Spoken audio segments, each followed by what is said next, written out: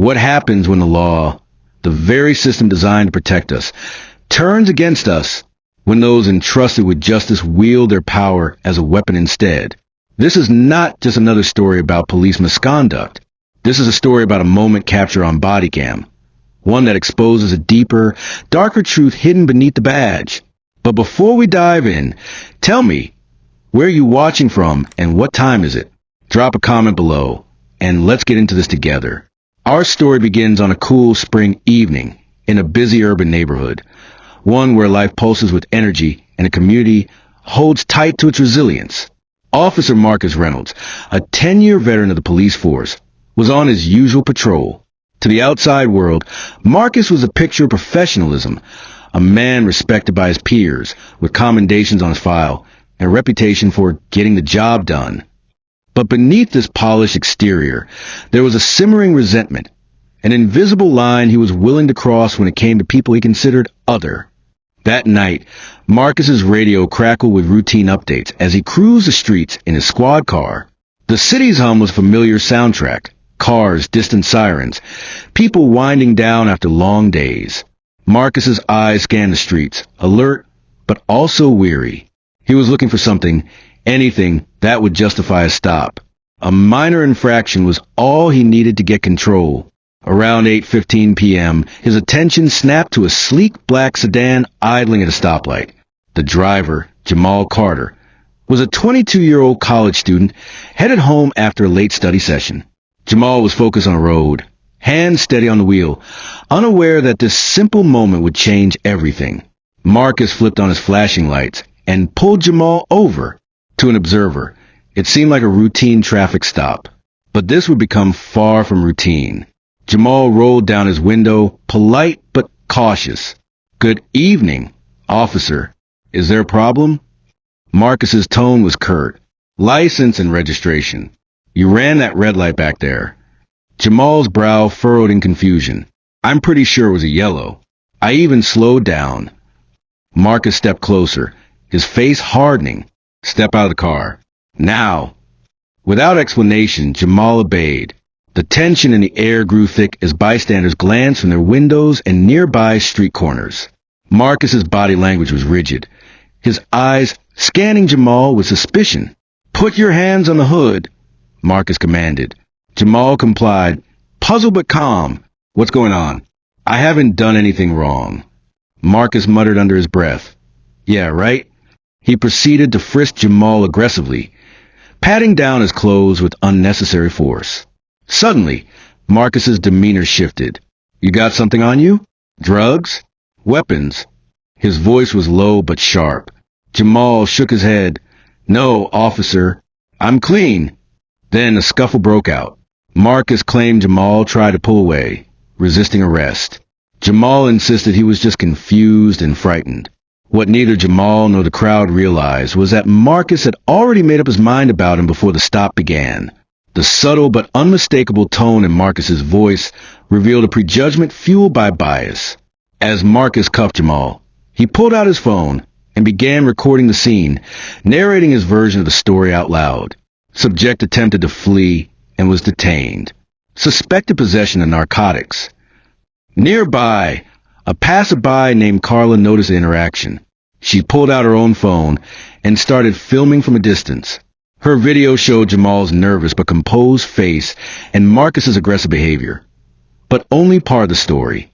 When the footage circulated online, it quickly inflamed tensions. Some viewers saw Jamal struggling and assumed guilt. Others sent something off, but had no way to prove it. Inside the precinct, Marcus typed up his report with meticulous care, fabricating details to support his narrative. Jamal was charged with resisting arrest and possession, his life suddenly burdened by a criminal record. But Jamal refused to stay silent. "I want the truth to come out," he said. "I want the bodycam footage." Unbeknownst to everyone, Marcus's bodycam was rolling throughout the entire encounter. And that footage would tell a very different story, one that Marcus desperately hoped would never see the light of day. The incident that sparked the story is a microcosm of a much larger issue, but in this case, the truth was hiding in plain sight, recorded and stored in a device meant to hold officers accountable. What happened next would challenge everything Marcus thought he could control. The moment the edited bodycam footage was released, it seemed to seal Jamal Carter's fate. The police department presented it as irrefutable proof of Officer Marcus Reynolds' version of events. Jamal was combative, defiant, and ultimately justified in being detained. Yet, beneath the surface, something was wrong. The video didn't tell the whole story. From the very beginning, close observers noticed that the footage appeared to have gaps, moments where the audio dropped out or the visuals suddenly cut away. It wasn't just poor editing. It was an intentional omission designed to protect one narrative and erase another. Jamal's lawyer, Lisa Tran, quickly sensed the significance of those omissions. She demanded access to the full, unedited files stored on the bodycam's internal memory, insisting that the version released to the public was incomplete and misleading. At first, the police department resisted. They claimed the footage they released was the entirety of what the camera had recorded, citing technical difficulties for the missing segments. But as pressure mounted from community leaders and legal advocates, the department begrudgingly allowed a third-party digital forensics team to examine the raw files. What those investigators uncovered would change everything. In the hidden layers of the data, buried within the bodycam's backup memory, lay a version of events starkly different from the official story. Before Officer Reynolds approached Jamal's car, the footage revealed him speaking in a low voice, muttering derogatory remarks about Jamal's race. Words like troublemaker and racial slurs were caught on the camera's microphone, exposing a deep-seated bias that contradicted the officer's professional image. The footage showed Marcus Reynolds' body language before he even interacted with Jamal, tense, hostile, and dismissive. This wasn't a chance encounter between two strangers. It was a confrontation fueled by prejudice. But the most damning evidence came next. In the official footage, a crucial moment was missing. Over 30 seconds of video and audio where Marcus claimed he found illegal substances on Jamal. The edited footage cut just as Marcus reached inside Jamal's jacket pocket, resuming only after the discovery was supposedly made. The department had glossed over the segment, presenting only what supported their narrative. The forensic team's analysis revealed that the omitted segment had been deleted from the publicly released footage, but was preserved in the bodycam's internal backup. When recovered, this footage told a devastating story. Officer Reynolds was caught on camera planting a small plastic bag inside Jamal's pocket. The bag contained no illegal substances, only a few empty packets. Jamal's shocked and confused expression as he realized what was happening was unmistakable. The camera angle made it impossible for Marcus to hide his actions. Despite his attempt to maintain authority, the bodycam captured every second of this misconduct. This was no accident or misjudgment. It was a deliberate act of fabrication. When this footage was made public, it sent shockwaves through the city. What began as a straightforward dispute over a traffic stop had turned into a high-profile scandal exposing police corruption and racial bias. Marcus Reynolds' credibility was shattered overnight. The public, previously inclined to trust the police department's account, now saw a very different picture. Jamal was no longer just a suspect. He was a victim of systemic abuse and racial prejudice. Protests erupted across neighborhoods, calling for Marcus's immediate suspension and a thorough investigation into the department's practices. Community groups demanded transparency and accountability. Meanwhile, the police union doubled down, fiercely defending Marcus. They claimed the footage was selectively edited by outside activists and accused the media of twisting the story to fuel unrest. But the evidence was irrefutable. Even conservative commentators acknowledged the gravity of the situation. At the heart of the controversy was Officer Jenna Cole, Marcus's partner that night, who had sole access to the bodycam footage's storage and release. Rumors swirled that Jenna had played a part in manipulating the footage to protect Marcus and shield the department from scandal. Her silence was telling. Under increasing pressure, Jenna finally agreed to an exclusive interview with investigative journalist Mark Ellis. In a tense and emotional conversation, Jenna admitted to editing the footage before its public release, but insisted she was motivated by a desire to protect the department, not to cover up a crime. She claimed she had no knowledge of Marcus planting evidence and portrayed herself as a reluctant participant caught in a web of loyalty and fear. This partial confession only deepened public outrage. If a trusted officer was willing to tamper with evidence to protect a racist colleague, what did that say about the entire police force? Jamal's family became outspoken advocates for justice. His mother, Denise Carter, spoke passionately at rallies and on television. "This isn't just about my son," she said.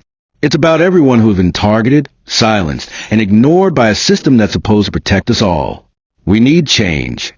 Community leaders organized forums to address the issue, inviting police representatives, activists, and citizens to demand reforms to bodycam policies and stronger oversight mechanisms. In response, the city council drafted legislation requiring independent, third-party custody and review of bodycam footage to prevent future tampering. They also proposed stricter penalties for officers found guilty of manipulating evidence. As the investigation progressed, new revelations came to light. An anonymous whistleblower within the department leaked internal emails showing repeated complaints against Marcus for racial bias and excessive force. These complaints have been routinely dismissed or quietly archived by supervisors, allowing Marcus to continue acting with impunity. Moreover, the whistleblower revealed a disturbing pattern: selective editing of bodycam footage in multiple cases involving Marcus. The misconduct was not an isolated incident. It was part of a systemic effort to protect him and others like him. The public's trust in the police department was severely damaged. Protests escalated, and some confrontations with law enforcement underscored the growing divide between community and those sworn to serve it. Jamal's legal team prepared to file a civil rights lawsuit, aiming not just for compensation, but for lasting reforms that will hold officers accountable and prevent future abuses. The tension culminated in a high-profile public hearing where the unedited bodycam footage was to be presented in full. Inside the hearing room, the atmosphere was electric. Marcus and Jenna faced intense questioning under oath. Marcus denied wrongdoing, claiming Jamal had been aggressive and that any gaps in the footage were technical glitches. Jenna admitted editing, but denied knowledge of the planting of evidence. Then, the independent forensic team played the recovered backup footage, the uncut, unaltered truth. The room went silent as viewers saw Marcus Reynolds planting the bag inside Jamal's pocket and then lying about it under oath. Jamal himself testified, describing his experience and how the footage had exposed the lies told about him. His courage and honesty struck a chord with everyone present. The hearing concluded with Marcus suspended without pay, pending further internal affairs investigations. Jenna faced disciplinary action as well. The department pledged to implement reforms, but the damage had been done. Public trust was fractured, and the road to healing would be long. This bodycam footage was more than just video evidence. It became a symbol of the struggle for justice and accountability in a system too often resistant to both. For Jamal Carter and many others, it was proof that truth can no longer be hidden behind lies and manipulation. The fallout from the scandal would ripple through the city and beyond, exposing deeper issues within law enforcement and sparking urgent conversations about race, power, and reform.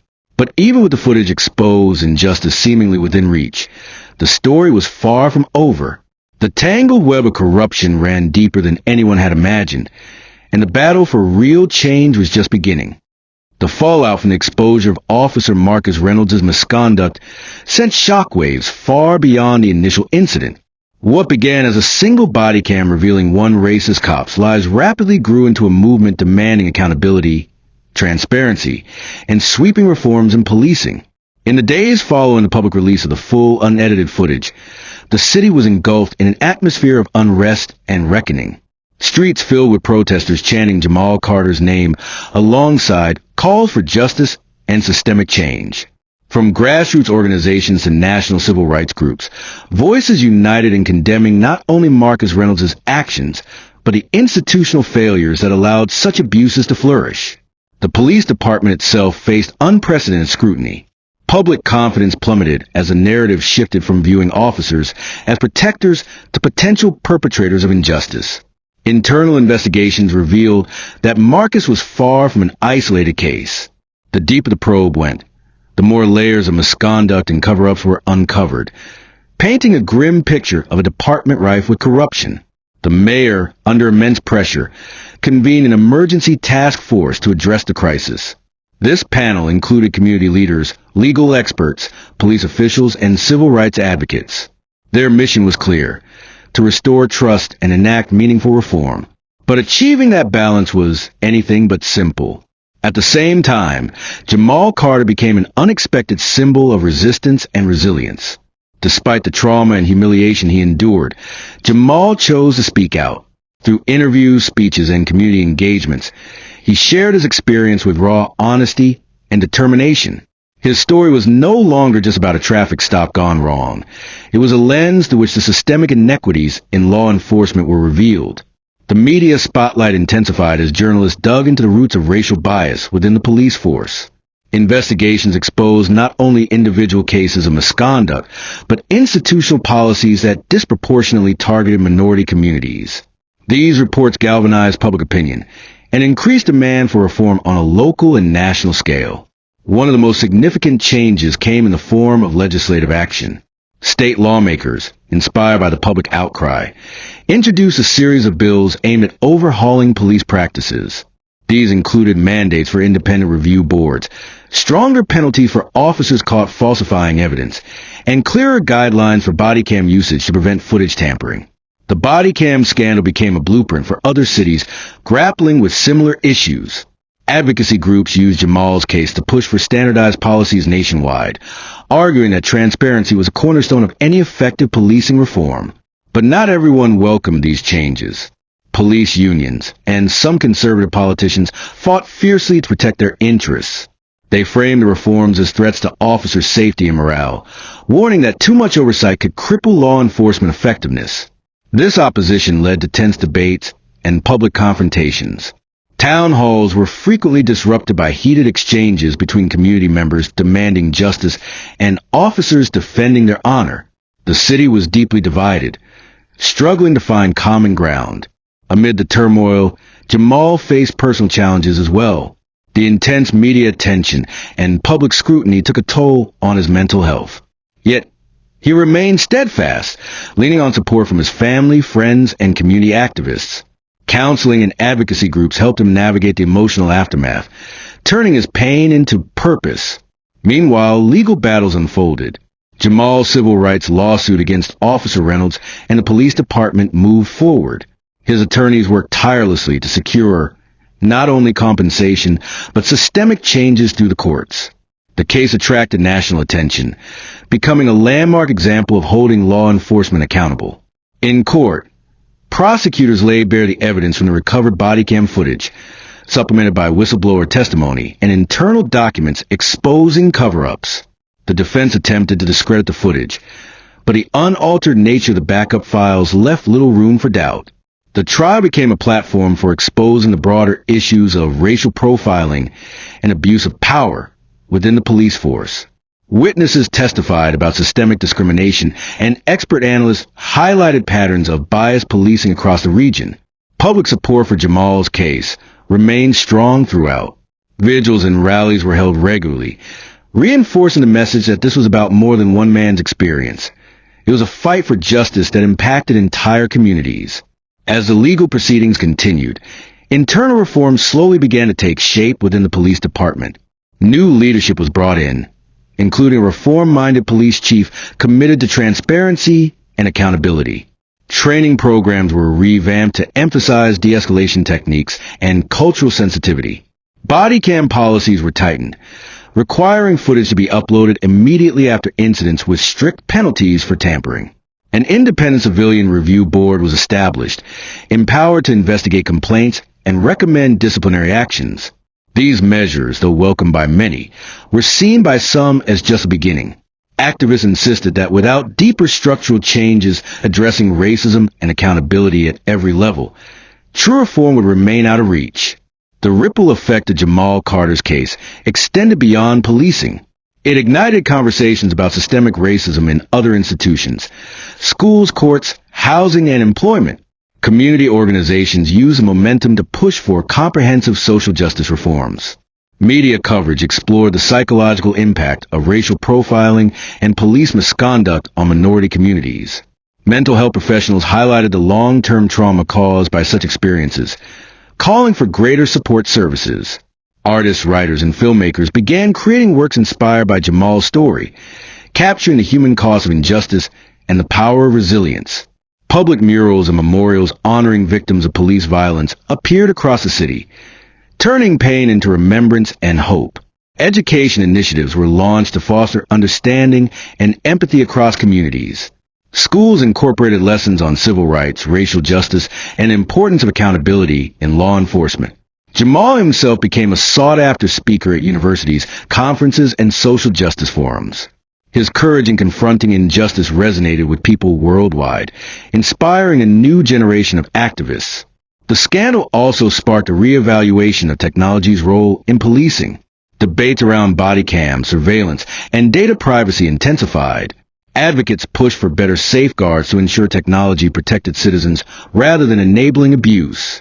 On a personal level, Jamal began rebuilding his life. He returned to school, pursuing a degree in criminal justice with the aim of becoming a reform advocate from within the system. His journey from victim to leader symbolized hope for many. Yet, despite the progress, challenges remained. Marcus Reynolds' supporters continued to deny wrongdoing, and some officers resisted changes they saw as threatening. Tensions occasionally flared, reminding everyone that change is rarely linear or easy. Still, the undeniable impact of the exposed body cam footage served as a catalyst, breaking decades of silence and denial. It proved that technology, when wielded ethically, could serve as a powerful tool for truth and justice. Jamal Carter's story reminded the world that behind every headline and viral video, there are real people fighting for dignity and fairness. His courage illuminated the dark corners of a flawed system, pushing society to confront uncomfortable truths. As the city moved forward, the lessons learned from the scandal would continue to shape policies, attitudes, and lives for years to come. The path toward justice was long and winding, but it had begun in earnest. The body cam footage that once was hidden, edited, and suppressed now stood as a testament to the power of truth. It forced a reckoning, inspired reform, and reminded everyone that no lie, no matter how carefully constructed, can withstand the light of exposure. The courtroom was silent. You could hear a pin drop as 12 jurors filed back into their seats, eyes forward, faces unreadable. Everyone inside, activists, reporters, police officers, and family members, sat on the edge of their nerves. For weeks, the trial had captured the city's full attention, and now it was down to this moment. At the defendant's table sat Officer Marcus Reynolds, once considered a pillar of the community, now stripped of his badge, accused of lying on camera to justify a racially motivated stop that nearly destroyed a young man's life. Across the room, Jamal Carter sat with his mother on one side, his attorney on the other. He stared forward, fists clenched in his lap, jaw tight. The foreperson stood. A beat passed. Then the words rang out. Guilty on all counts. Gasps. Shouts. A single sob from the back row. And then, slowly, applause. Not celebration, but something closer to relief. Jamal closed his eyes. Not to cry, not to weep, but to breathe. It was finally over.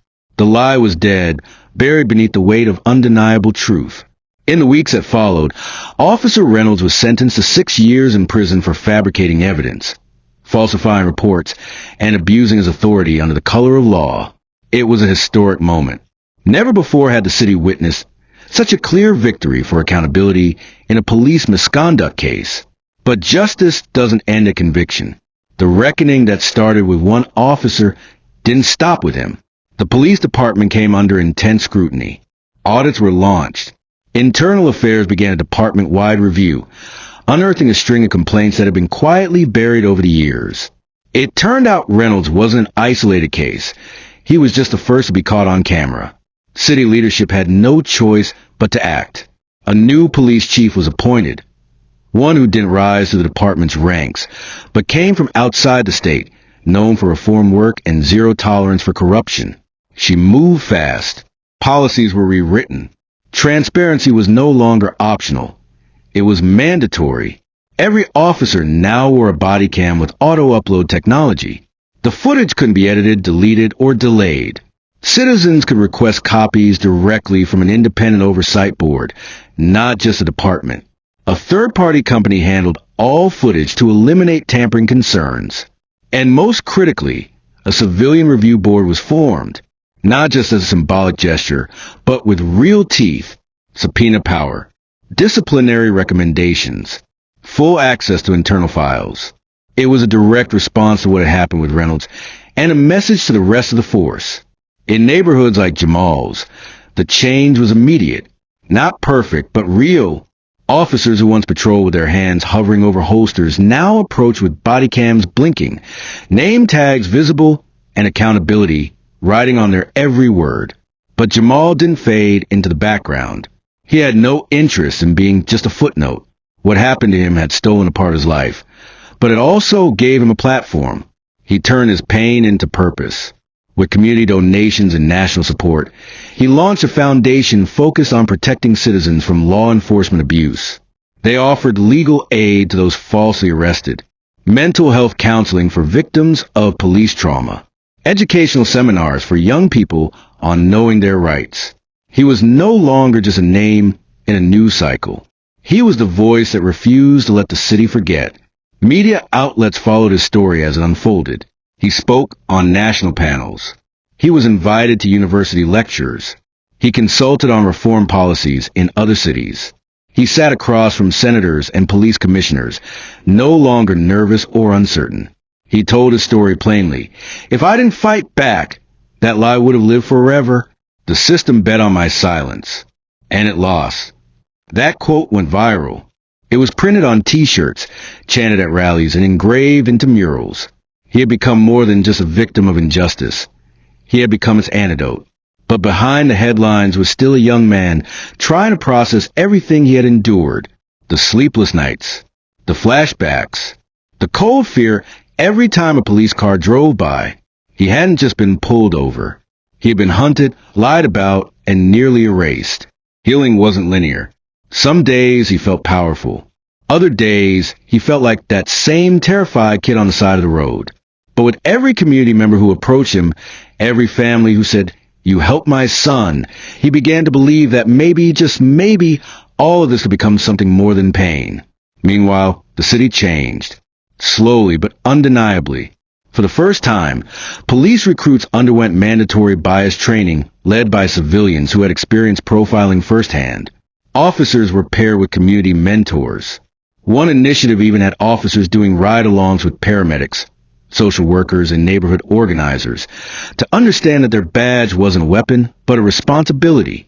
There were setbacks, of course. Some officers resigned in protest. Others resisted the reforms quietly, refusing to adapt. But as the culture shifted, those who clung to the old ways found themselves isolated. The message from the top was clear. Serve the people or leave. The community, long ignored, found new confidence. People reported misconduct without fear of retaliation. Youth groups sprang up, inspired by Jamal's courage. And slowly, mistrust began to be replaced by dialogue. Schools taught civic rights more robustly. Young people learned how to film encounters legally, how to file complaints, how to stand their ground without escalating. Knowledge became a form of armor, and truth a weapon stronger than any badge. Jamal's foundation created scholarships for students pursuing law, criminal justice reform, and public policy. He wanted more than reaction. He wanted revolution through education. He believed the best way to change the system was from every angle, inside the courtroom, in city halls, and on the streets. Years passed. One day, a journalist asked Jamal if he forgave Marcus Reynolds. He paused for a long time. Then he said, "I don't think about him anymore. I think about the kid he could have done it to next.